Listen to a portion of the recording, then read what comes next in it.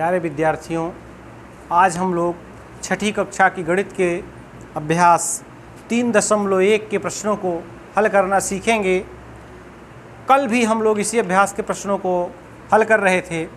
तो कल हमने सीखा गुणनखंड की वृक्ष विधि द्वारा संख्याओं के अभाज्य गुणनखंड ज्ञात करना।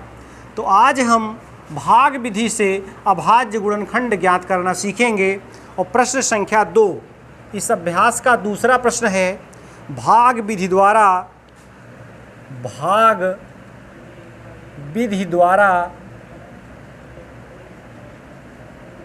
अभाज्य गुणनखंड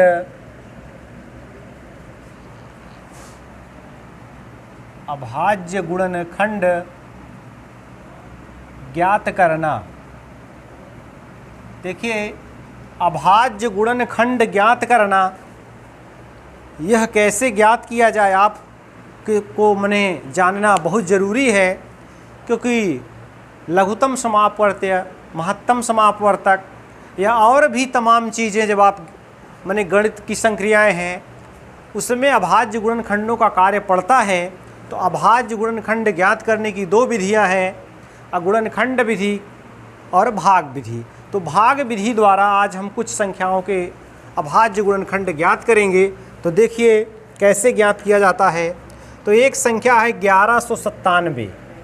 1197 बराबर, तो 1197 के अभाज्य गुणनखंड भाग विधि द्वारा इधर हम ज्ञात कर लेते हैं। तो संख्या है 1197। अब आप एक ऐसी संख्या ढूंढिए कि जिससे 1197 पूरा विभाजित हो जाए। तो विभाज्यता के नियम आप इसके पहले पढ़ चुके हैं। तो बताइए, क्या यह संख्या 2 से विभाजित होगी? नहीं होगी। क्यों नहीं होगी? क्योंकि इसका इकाई अंक 7 है। इकाई अंक यदि 0 होता, 2 होता, 4 होता, 6 होता, 8 होता, तब तो यह संख्या 2 से विभाजित होती। लेकिन इकाई अंक तो 7 है, तो यह 2 से विभाज्य नहीं है। अब हम देखेंगे क्या यह संख्या 3 से भाज्य है। तो 3 से विभाज्यता का नियम हमने बताया था कि संख्या के अंकों का योग 3 से पूरा विभाजित होना चाहिए। तो देखिए, संख्या के अंकों का योग करते हैं तो 9, 7, 16, 17, 18, तो 18 हो रहा है योग। और 18 3 से माने पूरा विभाजित होगा, क्योंकि 3 छंग 18। तो यह संख्या 3 से कटेगी। 3 से ना कटती तो हम 4 से चेक करते, 5 से, 6 से, 7 से, माने ऐसा हम जहाँ तक हम संभव हो पाता मौखिक चेक करते। तो चलिए, 3 से कट रही है तो 3 से हम सरल करेंगे, इसको भाग देंगे। तो 3 3 9, फिर 29 हुआ, तो 3 9 27 और 2 शेष बचे 27, 3 9 27। तो आप भी ऐसे भाग दीजिए, अलग से भाग ऐसा मत दीजिए कि 3 से हम 1197 में भाग देंगे और तभी लगा पाएंगे। ऐसा आप मत करिए। आप इसी तरीके से भाग के प्रश्न हल करिए, कि गुणनखंड आप कर रहे हैं, भाग नहीं लगा रहे हैं। तो मन में ही आप माने जोड़ घटाना करिए कि 3 से पहले आप 11 में भाग दोगे तो 3 बार जाएगा, क्योंकि 4 बार जाओगे तो ज़्यादा हो जाएगा, 3 चौक 12, तो 3 3 9 होगा। फिर 11 में से जो 9 आप घटाएंगे तो 2 बचेगा, और फिर उस 2 के बगल आप 9 उतारेंगे तो 29 होगा। तो फिर 3 9 27, 9 बार जाएंगे तो 29 के नीचे 27 आप लिखेंगे, फिर घटाएंगे तो 2 बचेगा शेष। और जब 2 बचेगा तो उसके बगल 7 उतारेंगे तो फिर 27 हो जाएगा, तो फिर 9 बार जाएगा। अब देखिए कि संख्या कितने से कटेगी। क्या आप भी 3 से कटेगी? तो जोड़िए आप, 9 9 18, 19 20 21। अब भी ये संख्या 3 से कटेगी, क्योंकि 21 3 के पहाड़े में आता है। तो 3 से काटेंगे, 3 1 कम 3, 3 3 9 और 3 3 9। अब देखिए संख्या 133 से आ गई। क्या अब भी यह 3 से विभाजित होगी? तो 3 3 6 1 7। अब यह 3 से विभाजित नहीं होगी। जब 3 से नहीं होगी, 2 से भी नहीं होगी, तो 4 से भी नहीं होगी, क्योंकि 4 से जो संख्या विभाजित होती है उसका इकाई अंक सम होता है। 5 से नहीं होगी, 6 से नहीं होगी, 7 से यह विभाजित होगी। तो 7 1 कम 7, 7 9 63 और 19 1 कम 19। तो देखिए 1197 बराबर 3 गुणा 3 गुणा 7 गुणा 19। तो देखिए भाग विधि द्वारा 1197 के अभाज्य गुणनखंड हमने ज्ञात कर लिए। तो भाग विधि यही है।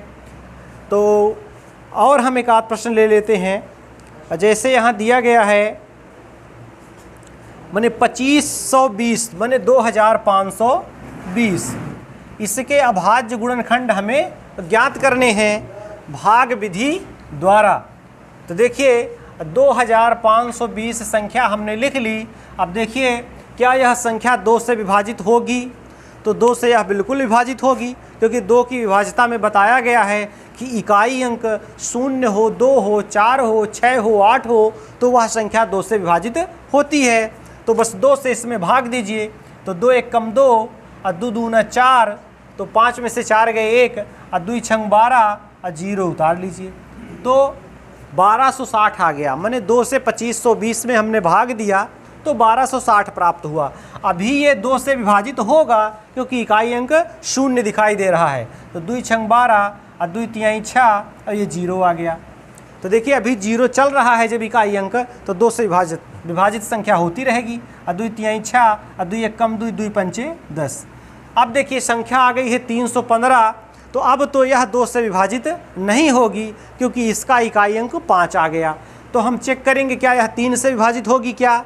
तो अंकों का योग करिए, 5 एक 6 और 3 9। तो देखिए 9 3 के पहाड़े में आता है, 3 तियाँ 9, तो यह संख्या 3 से विभाजित होगी। तो 3 से विभाजित करिए, तो 3 एक कम 3 और 3 पचे 15, 105 आया। अब भी यह 3 से होगा, 3 तियाँ 9 और 3 पचे 15 और 5 सते 35 और 7 एक कम 7।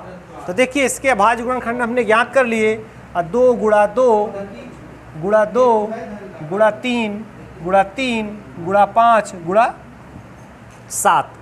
तो देखिए 2520 के अभाज्य गुणनखंड भाग विधि द्वारा हमने ज्ञात किए। तो इस प्रकार बहुत सारे प्रश्न आपको मिल जाएंगे, कोई भी आप संख्या ले लीजिए और भाग विधि द्वारा उसके अभाज्य गुणनखंड ज्ञात करना आप सीखिए। यदि पुस्तक आपके पास है तो इसमें और भी बहुत सारे प्रश्न हैं, आप उन्हें स्वयं हल करिए और अभाज्य गुणनखंड कैसे ज्ञात किया जाता है यह आप अभ्यास करिए।